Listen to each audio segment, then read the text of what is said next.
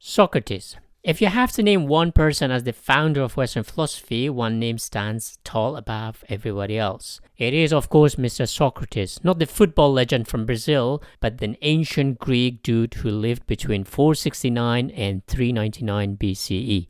He was the true father of Western philosophy because he developed a robust philosophical method to understand the meaning of life and to expose dogmas. Unlike everyone else, he did not accept things at face value. His questioning or dialectical method of examining everything through a series of questions to get to the bottom of things or finding the truth became the basis of modern scientific method.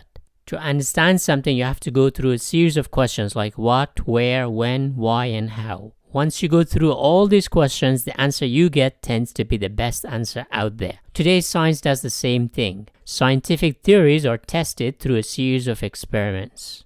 Socrates also questioned the purpose of life itself. For him, the purpose of life was to be virtuous. How can you be virtuous? Again, you have to examine your life critically. You cannot sit in your comfortable chair and live in ignorance. Uncomfortable truths are better than comforting lies. He famously said, "The unexamined life is not worth living."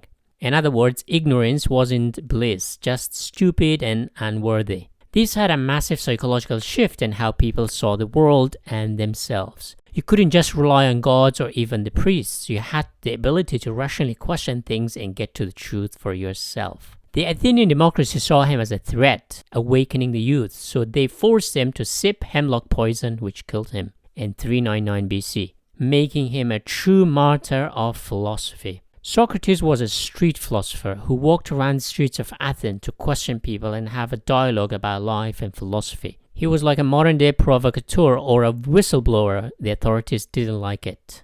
Socrates' philosophical legacy was to make truth the most important aim of philosophy. Philosophy wasn't to tell you comforting lies, but it was to challenge you into discomfort. In Western philosophy, Socrates narrowed its scope into one single truth, which is the basis of modern science today, searching for the ultimate theory that explains everything.